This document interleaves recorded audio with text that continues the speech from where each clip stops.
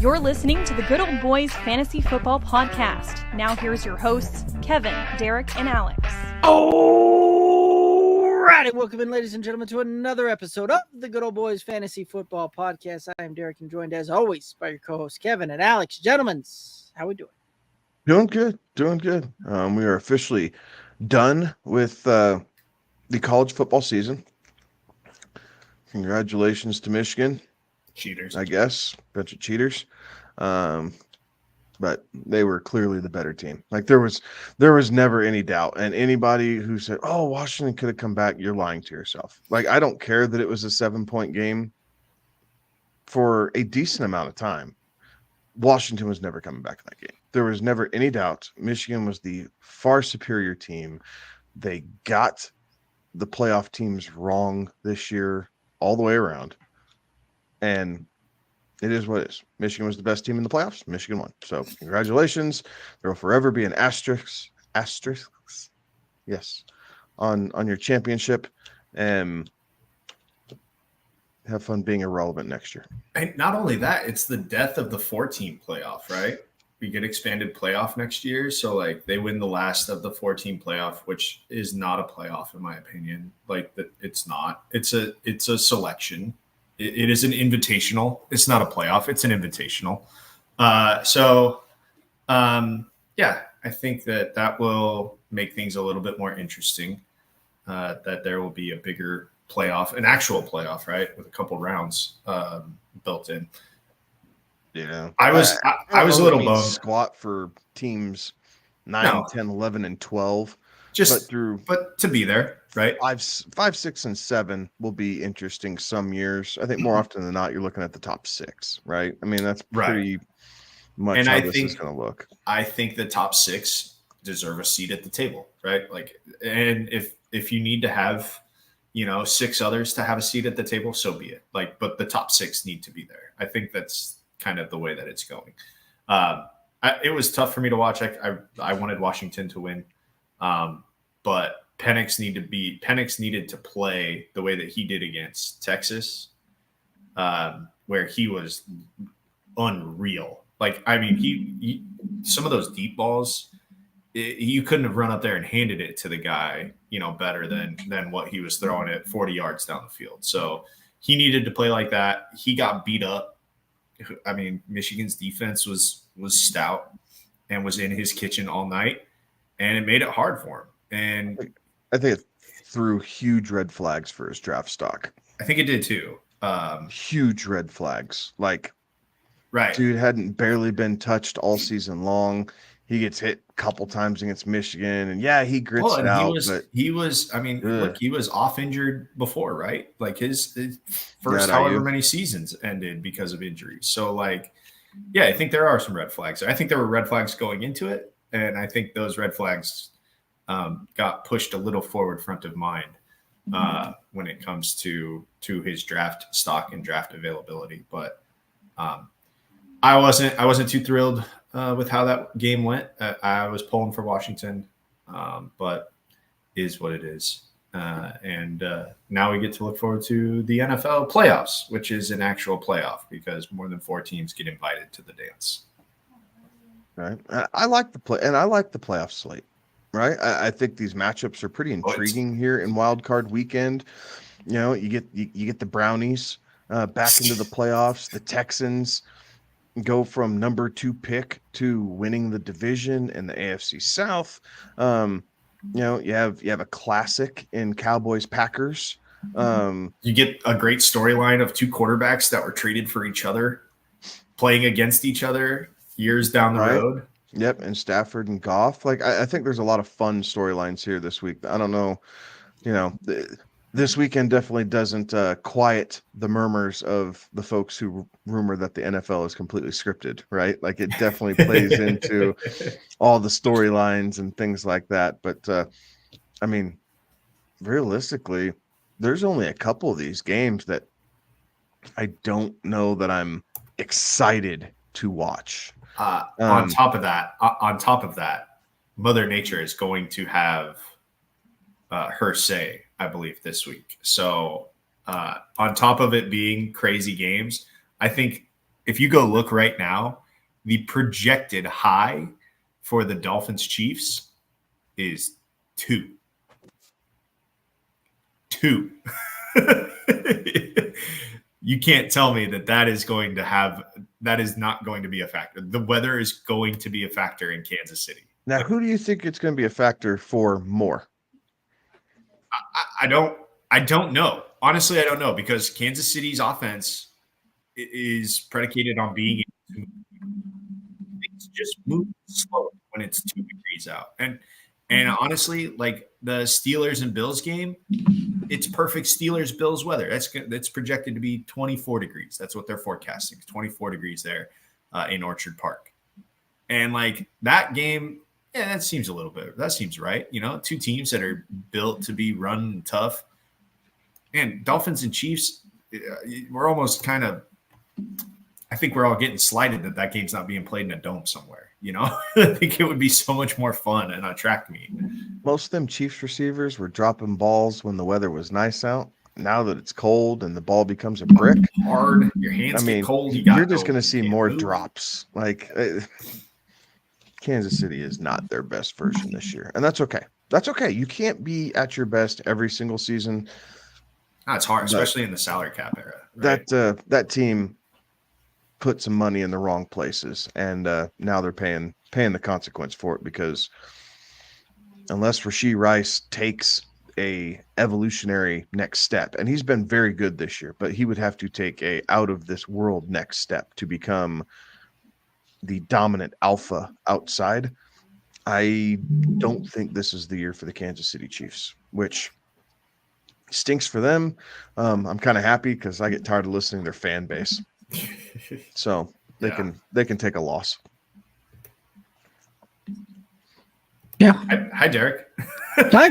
Hello. How we doing? So, no, it's interesting too, right? So, couple of things to of note for those of you that are watching totals on that. Historically speaking, games that are played in 20 degrees or colder weather significantly tends to impact the point total there, drifting towards low scoring affairs. So something to be aware of there. It's gonna be that's a hard pill to swallow with these 2 offenses, right? Like that's a hard pill to swallow. So it'll be interesting to see what's Vegas put that line at right now. 43.5 under. Yep. Which, yeah.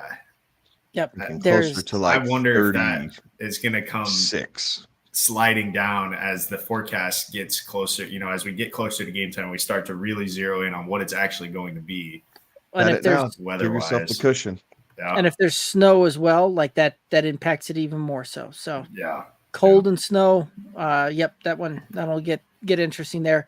Some other interesting things. The last time that the Browns and the Lions both made the playoffs, care to venture a guess as to the last time that before happened? The NFL was a thing? 83. Kevin's too far in the past. Too far. Mm-hmm. Wow. When were the Browns good? Before they moved to Baltimore. It's true. It would be the old Browns. Back with them in the Bronco rivalries. Oh, that's right. So that would have been 88. Let's go 88. You're warmer. It was 1994, the last time both the Lions and the Browns were in the playoffs. 94. What year was the drive? 29 years. Yeah. 1994 was 29 years ago. That actually just hit home in a lot of ways. Yeah, let's not think about that. Yep. The random things for thank you for that. You're welcome. Sure. By the way, now if you can guess me their combined total for postseason wins and losses since then, you get even bigger kudos. 1. No, hold on now. The Lions were decent with Barry, right? They were making the playoffs with Barry Sanders. I don't know that they ever won a game, I guess. Barry Sanders So think about this, Alex. The last time that I know Stafford never won a game because he's got a chance to make good on his promise and win a game at Ford Field this year. The last time both of them made the Win a playoffs playoff was 1994, right? We've got that one. Barry Sanders. Oh, that's true. I and guess John he Elway played went after. into the same Hall of Fame class. Retired the same year. Okay, so there weren't many years left after 1994 that went through. Kevin's got one. I'll back him up. That is correct. Both of the teams have combined for one postseason win since 1994. Thank you, Baker Mayfield. Yep, the legend of Baker grows. The legend. I think. First off, okay, complete hypothetical here, and I know we're kind of getting off the rails, but that's all right. Let's have fun with it. I was talking about this at work. How much respect do we have to put on Joe Flacco's name if he takes the Browns to the Super Bowl? Not totally out of the question, right? I hope that Joe Flacco puts enough pressure just on the organization that they bring him back to have a camp competition between him and Deshaun Watson. Could you imagine? He's a better quarterback. He is. He's been this the better season. quarterback. He played better at quarterback. Coming off the couch, yes, he was training. Yes, he was clearly anticipating a shot with all the injuries and everything else, and he was prepared. So kudos to Flacco. But dude, he came in and ripped it, and he's looked better in every single game than Watson did in any one game. Do you realize if he wins, if by some stroke, which I don't know, this feels like a really wide open field this year. I don't feel confident in anybody. Later in the show here, we're going to have to pick our Super Bowl and our Super Bowl winner. And I'm going to tell you right now, I have not made that decision yet because I can't put my eggs in a basket this year. I think last year it was really easy to be like, oh yeah, Chiefs and Eagles, those are the two best teams, right? Or maybe there was a third team in there that we thought, the Niners, right? We thought the Niners were going to be good, right? So I'm not ready. Cincinnati was going to be right there as well. Bengals, there's, but okay, so there's four. I'm not entirely sure. I think the Niners out of the NFC feels safe. Out of the AFC, no idea. I mean, hell, the Browns could be there. The Browns could be there when it's all said and done. The toughest challenge for the Baltimore Ravens will be the Cleveland Browns if they meet up in the divisional round. Right. So that to me, I am not, one way or another here on the AFC. So, when we get to picking our Super Bowl, it's going to be a surprise to everybody, including myself. I have no idea what I'm going to do there. But if Joe Flacco then takes that team takes another team to a Super Bowl and somehow they win it, how many quarterbacks have won a Super Bowl for two different franchises? I genuinely don't know the answer to it. I can think of one other for sure. Two. But how many Peyton? How many Brady. Tom Brady. Okay, so there's two. But how many others are there? And I know that Derek is feverishly Googling this, but Joe Flacco has a chance to do something incredibly funny. and I kind of want to see it just to be like, man, this guy. Okay, you ready for the answer? Yes. We've named the two that were starting quarterbacks. There were two additional quarterbacks that have played in the Super Bowl with two separate teams. Craig Morton and Kurt Warner are the other two. Oh yeah, Kurt Warner, but he didn't win.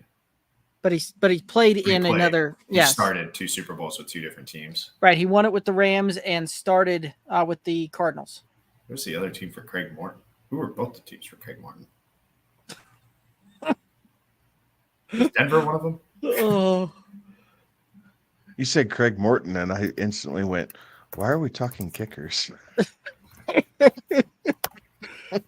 It was Denver. Okay, Denver's one of them. I knew that. Correct. Oh, and he played for the Cowboys too. Okay. and he also played for the Giants there as well. Ah, what a career. So sorry, just I think it's super funny that there is a world in which Joe Flacco takes another team to the Super Bowl, and I kind of want to live in that world. I'm kind of rooting for him. I am too. like if nothing else, just give me the story. What a story. The only thing hesitating me there was the fact that I did a Harbaugh parlay. Going into it. So, yeah. That's the only drawback to that. But and Ben knows what's up. Ben over on YouTube saying Joe Flacco, he's elite. I remember that conversation after he got. Now what I want to know is, where was this Joe Flacco when he was with the Broncos? That's what I want to know. Where was any quarterback when they've been with the Broncos? That's also very fair. John Elway or Peyton Manning. It's also very fair. So brutal. I like it. Joe Flacco, he's elite according to him in 2012. I was at that Super Bowl. I was at the Harbaugh Bowl, in fact. Right. I was there. Not at the actual game, just at the lead up to it. But that was 10 years ago, 12 years ago. Yeah, that was a while ago. And then the lights went off. The lights did go out in New Orleans. Not the first time. Are you sure? The lights also might have went dark in Georgia too. You never know. Mm. Sorry, quoting old country songs here. All right. Anyway, moving on. Let's move on. Yep. And then, that Super Bowl was unreal. You're right, Ben. All righty. So let's go ahead and, we'll try and get back on the tracks here a little bit and rock and roll through that. The regular season's done, so it's time to go back through here and do some recapping of how we thought the season was going to turn out, and make our and look at what we picked as far as divisional winners, and take a look at that. So for the East, AFC style, we all three of us took the Bills, so that was a win for us, right? They snuck it out there at the very end. Yes, and I thought that Miami would be good. I did not expect Miami to be this good. They are really good. So they're good until they play someone who's really good. That's fair. And then they're not. They're the Penn State of the NFL. Good. That's a good one. But I am happy that we got that one right. Yep. And the AFC North missed that one. Each of us took the Bengals. And I think they would have had Joe Burrow been healthy, right? Like, you don't anticipate the guy that, took a team to the Super Bowl 2 years removed, or 2 seasons removed from a Super Bowl trip to have that much of a regression, or at least the team. But his injury, I think, really, really hurt us. Well, he started off the year hurt and then got hurt partway through again, right? And the Ravens offense has been much better in year one than what I was anticipating, right? I remember we were thinking it was going to be better, right? We were thinking it was probably going to be a little bit more dynamic, but still play to the defense, that type of thing. The Ravens offense is its own entity. Like, they're finding ways to have Bateman and OBJ and Flowers, Andrews, and then Likely, right? Extremely, they're not all relevant in the same game, but each game, one of those guys showed up for the passing game. Like, it's been a very interesting and fun brand of team football, because you really don't know who's going to go off for the Ravens, right? Like, you just know that as long as Lamar's able to have a little bit of time back there, and he has been, the offensive line's played well, that they're going to run the ball, they're going to go off of play action, and one of his 4 targets is going to have themselves a really good game. They're just playing matchups, and it's working really well for him. Right. Well, that defense is elite as well, right? Like, that defense, we had an idea they'd be good, but this is elite level defense that they're playing lately. So that also helps them out there too. All right, in the South, Smith effect. Right, exactly. In the South, we were really, really right on this one until Sunday afternoon. in which case we all took the Jaguars, and the Jaguars, well, they kind of jaguared that one away, and we missed on the AFC South there. Quite possibly the most disappointing NFL team this season. Yeah. Yeah, I think all around too. You know, like they're 4-5 at home. I mean, they scored basically as many points as they gave up, which will lead to a 9-8 record, right? Like, and there was so much promise, especially after winning a playoff game last year. You know, you've got another year, putting them on the ropes last year. Yeah, you've got another year of head coach and star quarterback together, and it just something didn't click down there, and I don't know what they need to do. But I mean, I don't think they need wholesale changes, but certainly, like Kevin said, just a disappointment for that team. But good for the Texans. Crazy, right? Crazy that they are where they are. I don't know that I saw them being that good year one. And look at what happened. The difference between pick 1 and pick 2, right? You know, and with the Panthers, they did not have the success, right? And the Texans were bad, man. They were bad. That was a bad team that D'Amico Ryans took over, and he did a hell of a job. At this point, who would have thought that through the season, at this point, we'd be honestly sitting here going, who's the, you know, there's an argument to be made that Trevor Lawrence is not the best quarterback in the AFC South at this point. He's not. CJ Stroud. So, and if he's not careful, he's going to be number 3 because Richardson did not. In the few games that he played, he did flash, right? He was dynamic. So you figure during rehab, there's a lot of time to study film, study the playbook, get better on, you know, some of these things. Obviously, be working on mechanics with rehab here this offseason. Like if Lawrence isn't careful, he's going to be the 3rd best quarterback in that division. Right. Yeah. Very real possibility for sure. Texans to repeat next year as the South winners. I'll call that right now. I like it. Okay. It's fair. Yeah. It's going to be some unknowns what with the coaching change with one of the teams there. We'll see what that brings up. But I like that. I mean, I think Jacksonville is legitimately, I think Jacksonville is the only contender to them, but Texans to repeat. I mean, you'd have to think that year 2 will be better than year 1, and year 1 was pretty damn good for CJ Stroud. Yeah, I mean, it's also and just depending on what the Titans now do at the quarterback position. Right. Which a lot of that will be determined by who they bring in as their coach, right? They're going to have I don't think they bring in a quarterback.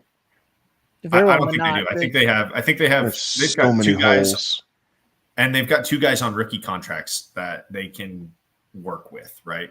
At least one of them.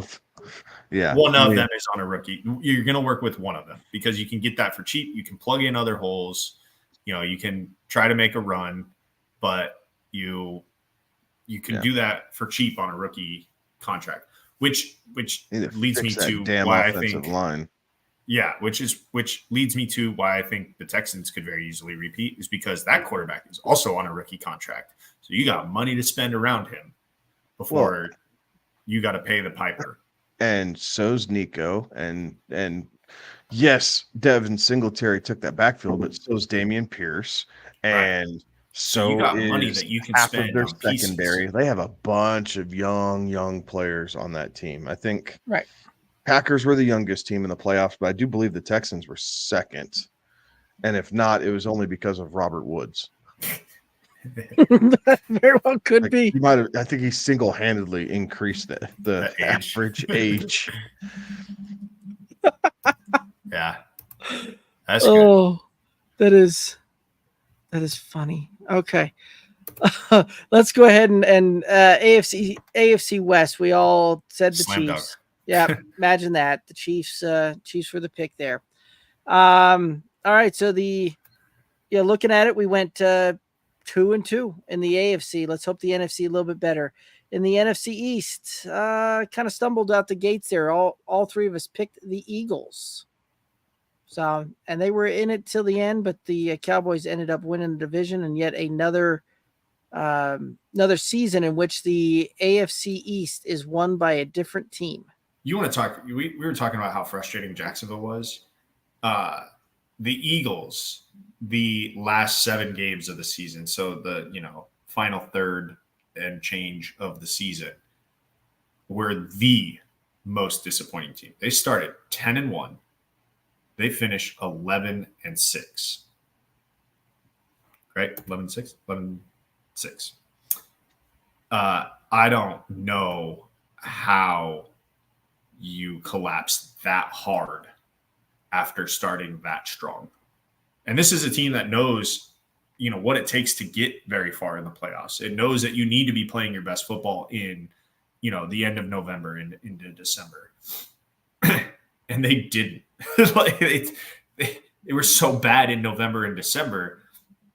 They almost played themselves, I don't think that they were ever really in a position to be knocked out of the playoffs, but because of how good their start was. But man, you cannot rest on a 10-1 start and expect to have any sort of confidence as you limp into the postseason, losing games that you against teams that aren't even playoff teams, right? Against teams that you had no business losing to.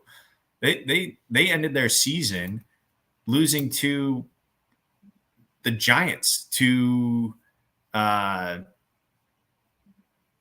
Cardinals. The Cardinals, they lost that game at home. They lost at the Seahawks.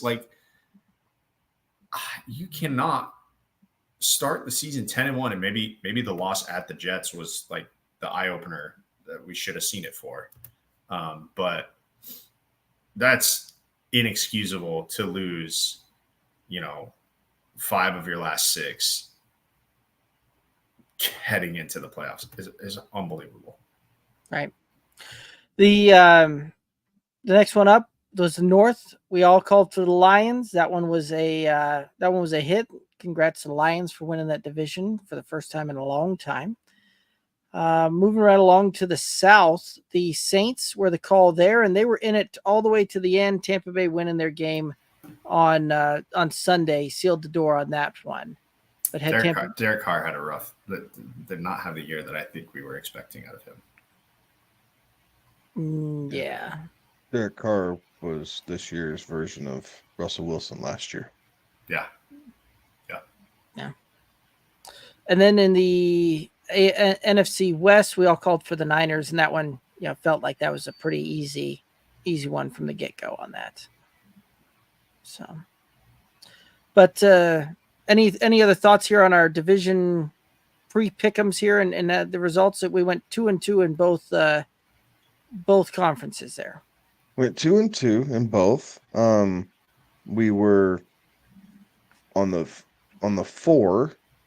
Or of the 4 that we didn't get correct, 3 of the 4 came down to week 17, 18, week 18. Right? So we were didn't get it there, but we were sniffing in the right direction, right? It's a bounce of the ball here, there, whatever in the final game of the season, and we could be looking really good. So 500, but man, oh man, we were really, really close to being big time winners as far as getting at least 6 of the 8, if not 7. Right. And actually, Kevin, you brought up a very interesting point there when you were talking about the ages of some of these teams. So let's play a little game here. This should be a little fun. So you guys already named the youngest team in the playoffs. Can you name the oldest team by average age in the NFL playoffs this season? Ravens. Nope. I'm gonna go Steelers. Yeah, Steelers feels right. Maybe the Bucks. No, it would be the Dolphins. Huh. The Dolphins are there with the average age of 27 years, 5 months, and 14 days. Huh.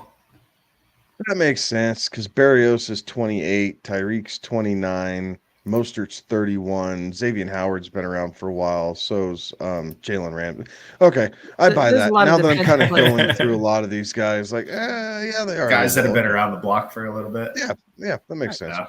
Well, yeah, half the team's the old 49ers team that McDaniel brought over with him. Right. Okay, let's play a little bit further. So the the Texans, you guys named them as the second youngest team. They are not. Do you know who the actual second youngest team in the NFL playoffs is? Lions. Nope. It is an NFC team. I'll freaking give rookies, and they're not the second youngest. They're the fourth youngest. Good night. Second youngest team.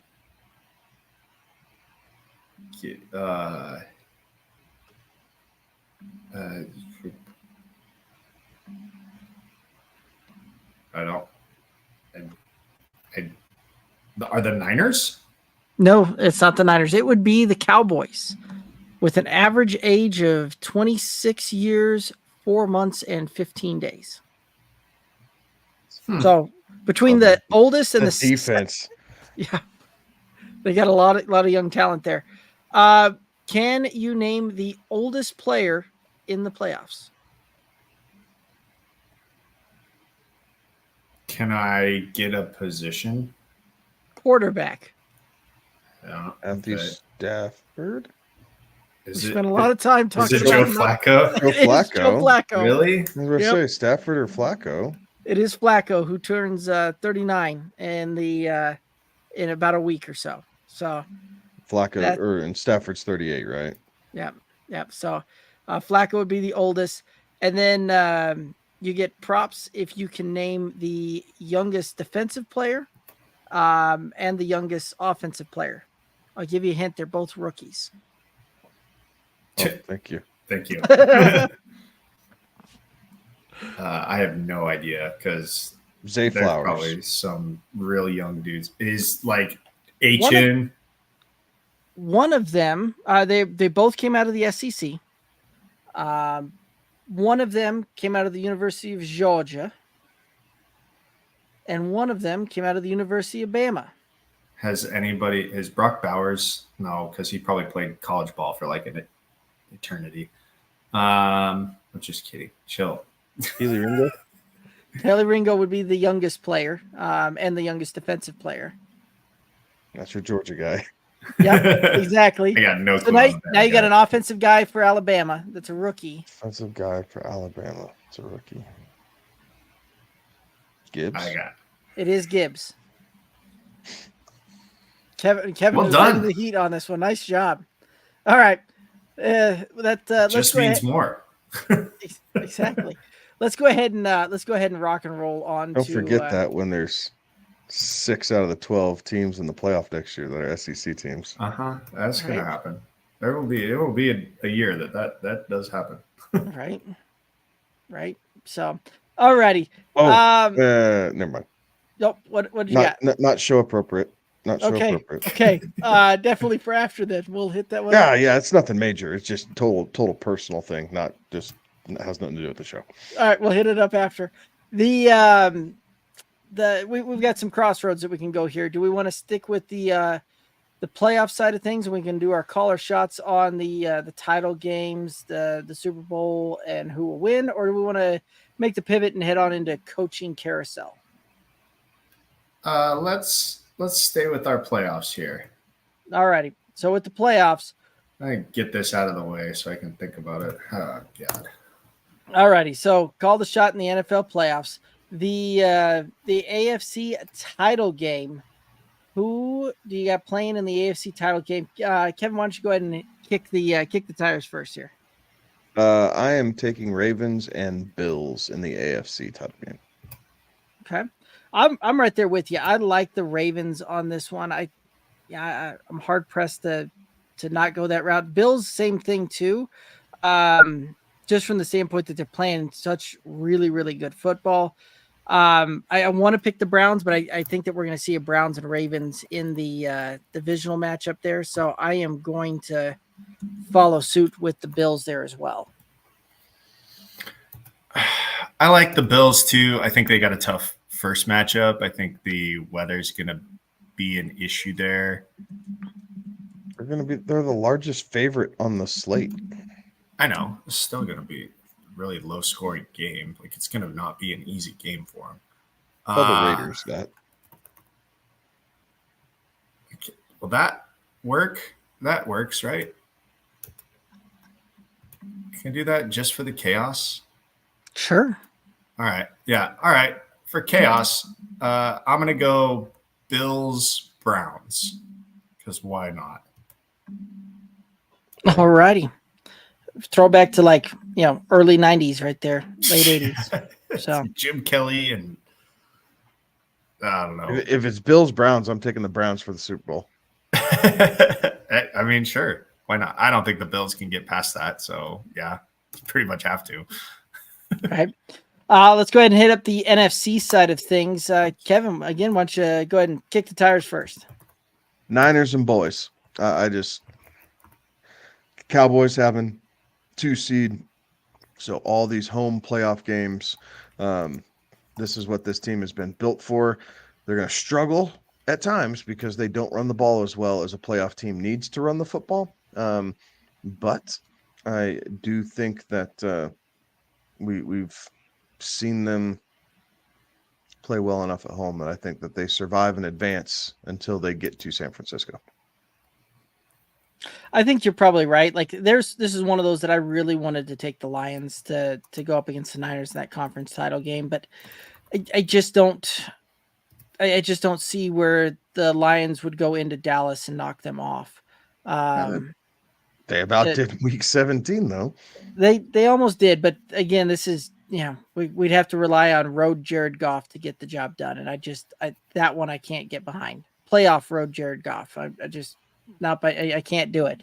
So I am going to take the Niners and the Cowboys in the conference title game here. I'm going to follow suit with you guys. I just think San Francisco is playing really good, even though they had their little hiccup there, right? That little 3-game stretch that was bad. They figured it out from there. They're just playing too good of football. You give them an extra week of rest. I think that they are the team to beat. And the Cowboys are so good at home. I mean, they are so good at home, and they get to play at home until they have to go to San Francisco if San Francisco holds serve, right? So the Cowboys, I think, are night and day different at home and on the road. And I'll bring up some numbers here to help me with explain that further. They're 8-0 at home, 4-5 away. So it is incredible how different they are. So I like the Cowboys as long as they're playing at home. I like them, but they don't get to play at home in the NFC Championship because the Niners are the 1 seed. So give me Niners Cowboys, and I'll take the Niners to win that game. All righty. Well, Alex, since you've already started it off there with your Super Bowl picks, why don't you just go ahead and finish your other team there? Yeah, I'll go for chaos. I don't think that I'm going to be right here, but I want to root for chaos. So I'm going to take the Browns and the Niners in the Super Bowl. Which, how funny that would be. Joe Flacco going up against Brock Purdy, 2 dudes that have been written off, playing each other in the Super Bowl. Fair enough. I'm going Niners Ravens. Yep. I'm right there with you. I'm going Niners and Ravens as well. Another great storyline. 2 dudes that were written off, right? Lamar Jackson was written off after his MVP year. It's plenty of storylines there. Right.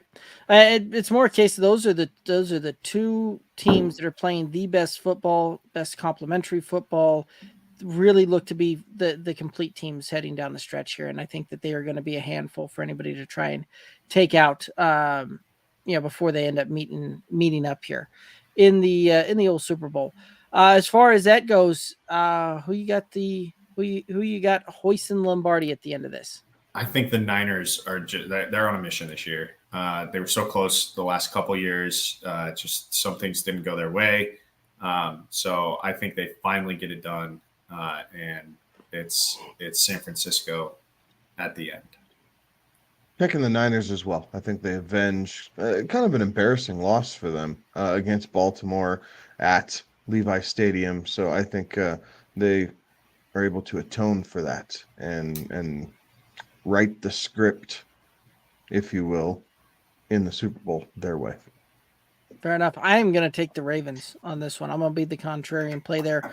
One, the Harbaugh thing I mentioned earlier. So I'm going to rock and roll that, but also that from the standpoint too that we did see these two teams meet up already. Baltimore kind of took it to them. Now, do I think that that's the game script that's going to be coming to play here in this matchup? No, I think we're going to see a much more hotly contested game here with both of these teams having kind of figured each other out a little bit, and we're going to see a really, really phenomenal matchup here. And I think that the Ravens end up just squeaking this thing out. So I think it's going to be a great game, and I do think the Ravens come out ahead on that one. So awesome. Well, any other thoughts here on the playoffs kind of bracket, so to speak? I'm rooting for chaos. I'm really rooting for chaos. I don't know. Like I said, the AFC I think is kind of up for grabs, especially considering that first matchup with Miami and Kansas City. I think you eliminate one of the trendy picks right out of the gate, and that's going to be tough. Yeah, I would agree. Alrighty, let's go ahead and head on over to the coaching carousel. Just some surprising news coming out earlier today affecting the coaching carousel, where the Titans let go of Vrabel. We've also saw the three coaches relieved of duty earlier in the season with the Panthers, Chargers, and Raiders. And then on Black Monday, you saw the Commanders and the Falcons both relieve their head coaches of duty as well. So, thoughts here about the coaching carousel, some of these changes, any early predictions about where these teams might go to fill this spot? I think Mike Vrabel is employed sooner rather than later as a head coach. I think somebody is going to snatch him up as a head coach. I think he works. I just think that the message stopped working in Tennessee. They never could figure out the quarterback position, and in the right, situation, he goes to one of these teams that has a higher draft pick. They can get themselves a quarterback, and, it's D'Amico Ryans, right? With the Texans. It's a defensive minded head coach that allows the offense to do what the offense needs to do. With a capable quarterback, I think that he's still a head coach in this league. So, I mean, I could easily see him going Commanders or Falcons. I think that Vrabel is going to be the head coach of one of these teams that is looking. Yeah, I would agree. I don't see him waiting very long for his next spot, right? 6 seasons, 4 playoff appearances, 1 AFC title game on this. Like they had a bad season. Yeah. I think some of this is going to be interesting, right? So you have both Lions coordinators, right, are kind of being sought after. You have Jim Harbaugh being sought after. I think you have interesting situations for the Chargers and the Commanders both, where their offensive coordinators, Kellen Moore, has been linked at least to head coaching possibilities, and Eric Bieniemy is a guy who's been sniffing around at head coaching jobs here for the last 3 years and not been able to crack through that. Another hot name, Dan Quinn. Dan Quinn. Yes, sorry about saying Dan Campbell. Yeah, Dan Quinn.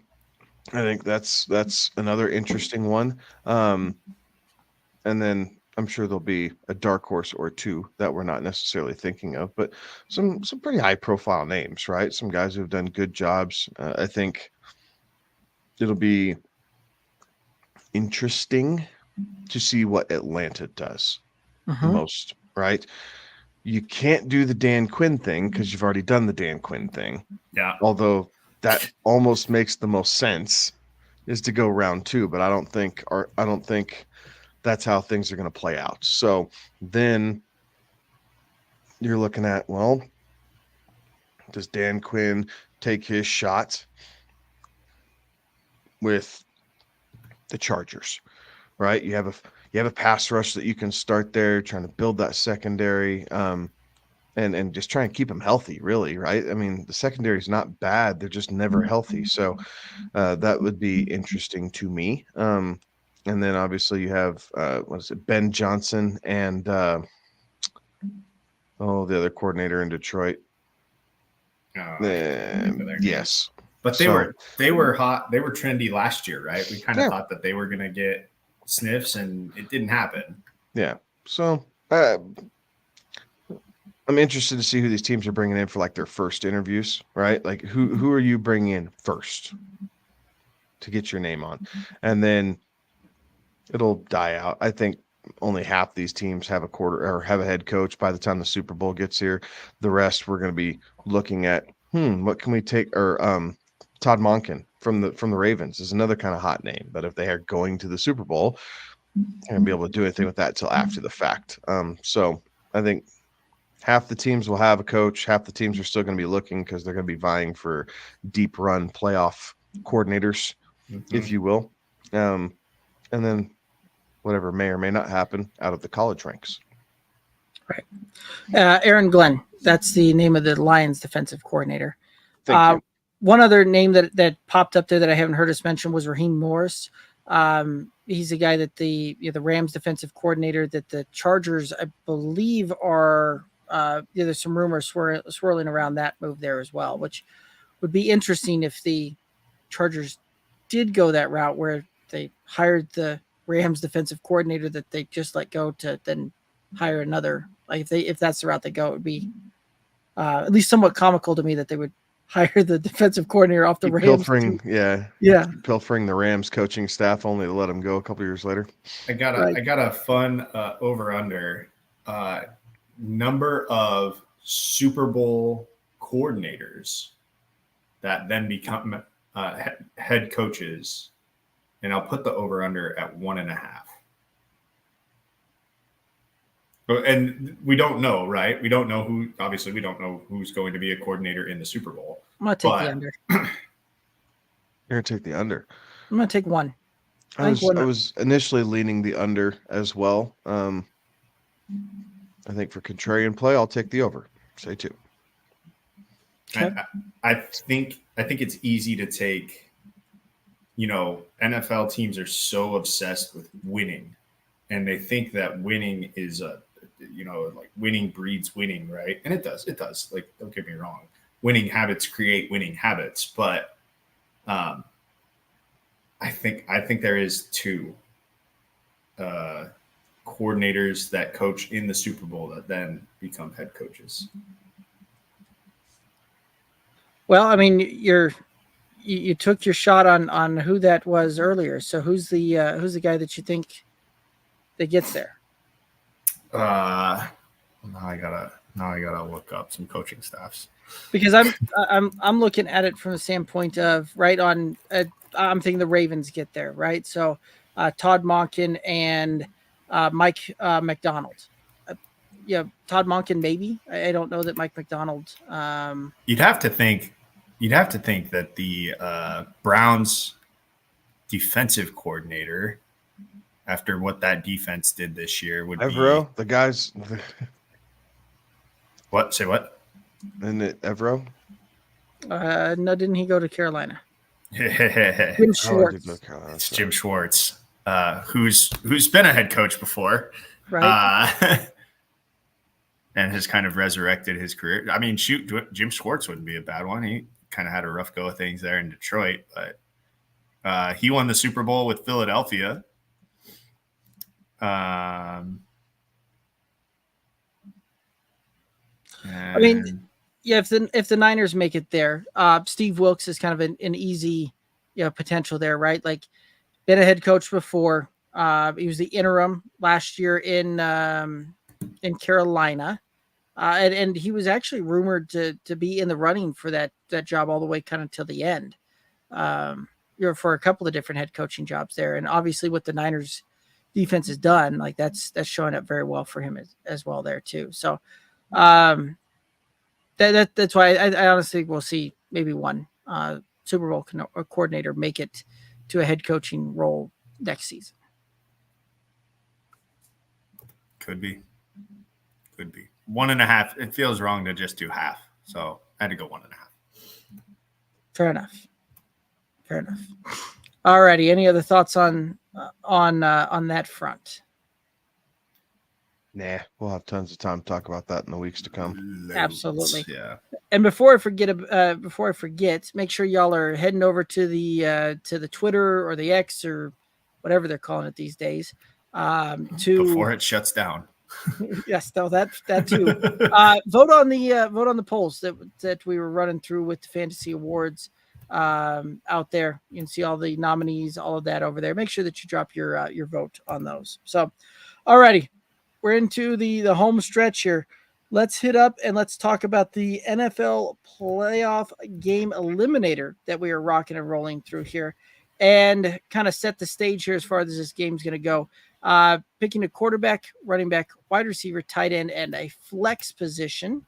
Now, it's an eliminator, so you can only pick the player once, DFS style, so we can have the same player at the same position type of thing. And then if the guy that you picks finishes at the top of their position for the week that you pick them, they're safe from elimination for you, and you could reuse them for a later round. So, alrighty, let's go ahead and rock and roll through this, and it's half-point PPR scoring.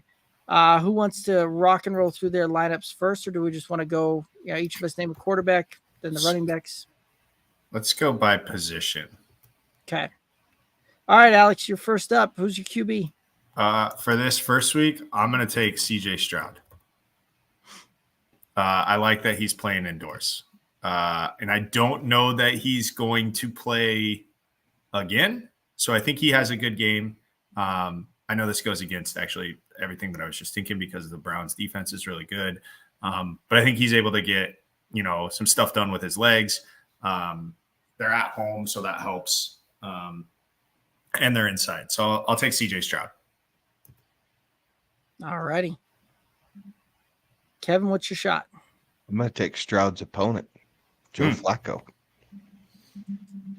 See, I didn't take Flacco because I think I want to use him. I know I'm not going to use him against the Ravens, so I will use him against the Texans. Fair enough. I'm kind of going back and forth between a couple here, and when it's all said and told, I think I'm going to take a guy playing. He's not playing indoors, but he's playing in he's going to be playing in warm weather here. I'm going to take Baker and hope that the legend of Baker continues. The Eagles defense, we've spent some time talking about that, and the passing defense has had issues there as well. So I'm going to go that route and put it on Baker to get that job done. All right, let's go ahead and move into the running backs. Alex, who's your running back? I'm going to take David Montgomery. He's scored a touchdown in his last 3 games.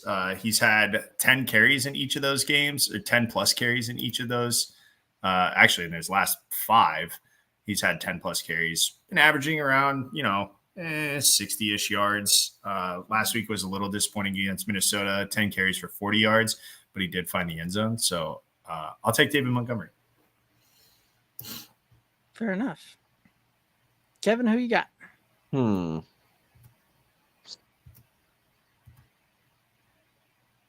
I don't know. I'm going to say Kyron Williams. Yeah. That's a hard one not to go with, especially if you think that the Rams are going to make an exit here, which I think the Rams are probably going to make an exit here. And that's, I'm going to follow suit on that one. I'm also going to take the Kyron Williams experience here. All right, wide receiver. Pick your wide receiver. I'm going to waste it because I'm going to bank on the fact that I think he finishes top of the list and I get to use him next week. But I'm going CD Lamb. Fair enough. Kevin, who you rocking with? I'm gonna go. Man, I'm a little torn here, but I'm gonna go with Mike Evans against a bad Eagles secondary with Baker leading the way for Derek. I'm gonna try and piggyback off of that here a little bit. I like it. That speaks well to my Baker call there. I've been kind of torn on this one here, kind of going back and forth. As much as I want to go with like Tyreek, thinking that one, there's a little bit of that so-called revenge narrative in Kansas City, but that weather does scare me a little bit. Yeah, that is some cold weather on that one, and I just don't know that I can get there. So Alex, I'm going the CD route because I think you're right. I think that he does finish as wide receiver 1 on the week, and potentially opening that back up to use him again next week. All right, tight ends. I'm going to go David Njoku. I think that we've seen that is a connection there for Joe Flacco. And so I'm going to go David Njoku. And realistically, with the weather being what it is in that Kansas City game, it scares me away from Travis Kelce. Really, it scares me away from anybody in that game. And like tight end wise, who's left that really has proven that they are a consistent force. Sam Laporta. Yeah, and that's the other. He's not playing. That's the. Oh, well, there you go. Then I'll take Njoku. He was the other one that I thought of, though. I was trying to get him to pivot there, Kevin. I really thought I'd be able to do it. No. Pivot into a guy not playing. Right. I'm going to piggyback off of Alex. I like the Njoku pick. I'm going to run him out at tight end. Yeah, I like it too. I really do. But I'm gonna be the contrarian play on this one, and I'm gonna take the Dalton Schultz for this one. Same game. Right. All righty, let's go ahead and head up the flexes. Don't make me. I got to think on this one because this opens it up so much. And do I want to go running back? Do I want to go, I think you want to go receiver. It's only half point PPR. So like who's going to get volume? All right. I'm going to make my Kyren Williams call here. I'll put him in the flex. Okay. It's a bold move, Cotton. You realize he would have to finish as flex number 1 in order to reuse him. But we don't think that the Rams are going to win, so it's fine. Fair enough. I'm going to use him while I got him. Fair enough. All right, Kevin, who you rocking with the flex? Puka Nacua. Damn, I almost went that route too. That's so funny. He was going to be my wide receiver. I actually wrote that down, and I was like, wait, no, let's rock with CD here. Right. I was also looking at the Puka Nacua as well, and really am thinking about going that route. But you know what? I'm going to stick with the Puka Nacua. I almost pivoted there, but I'm going to stick with that one. Who would be another like fun? We've picked nobody from the Packers. We've avoided the Steelers Bills game, rightfully so. 24. That over I almost took Najee as my running back, but then I really thought about, do I really think the Lions are going to win? And I do. So I couldn't pass my 1 week at Kyren. Right. You get 1 week of him. Right. I think, yeah. We've stayed away from Kansas City, Miami, right? It's going to be cold. We stayed away from Steelers Bills. Again, cold outside. We have nobody from the Packers, right? And Right. Derek, do you take somebody from the Eagles? No, we've not taken anybody from the Eagles. Am I seeing that correctly? Yeah. I was thinking about an Eagles receiver. But we don't know if he's going to play because he got hurt in the last game. Or Well, are you thinking of the other one? I was thinking of Devonta Smith, right? Like there is secondary problems in Tampa Bay, right? And I like the idea of a Mike Evans and one of those receivers to kind of run it back. I think I don't know. I for whatever reason I hedged my bets and again went Puka to get him in my lineup, thinking that the Rams inevitably don't win this game. But I do think that it's going to be maybe some more scoring than what we're initially thinking in between the Rams and Lions. No, fair enough. All righty. Well, guys, it's going to take us down to the end of it. Any final thoughts out there for the viewers and listeners? I do, actually. You know how we were talking earlier in the show about the over-under for that Chiefs-Dolphins game? It is set at 43.5. It's going to be 2 degrees there Saturday night. They're forecasting 2 degrees in Arrowhead or at Arrowhead there Saturday night. It's the over-under is much less in Steelers-Bills. It's at 36.5. And it's forecasted to be 24 degrees. Now that's a noon kick, a noon Eastern or noon Central kick. Sorry. 1 Eastern kick. But like an indictment on really one of the offenses that's playing in that game, but maybe an indictment on both offenses. That's still the Chiefs and Dolphins game has a higher over-under combined total than the Bills and Steelers. That's all I had. Fair enough. And I don't know which one I would want to take action on. I think I'd like the under in Dolphins Chiefs. That number's really, really low for Bills Steelers, and like that could totally be a 17-3 game and not even flirt with 25 points. Right. Absolutely. All righty. Kevin, any final thoughts out there? Enjoy Wildcard weekend, right? A lot of good games. These will be a good, fun games to keep you busy. Don't forget, as a lot of people are pissed off, the Saturday night game between the Chiefs and Dolphins is only on Peacock. So if you do not have Peacock, you are going to your nearest watering hole to watch the game. Or hear me out here.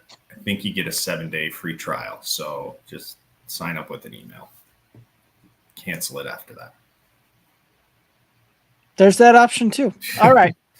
Well, that's going to do it for us tonight, guys. Thanks everybody tuning in and checking it out.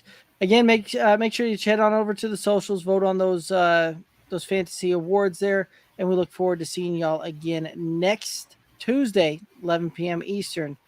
Y'all have a good one. He's Kevin. He's Alex. I'm Derek. Have a good one. Be safe. Toodaloos.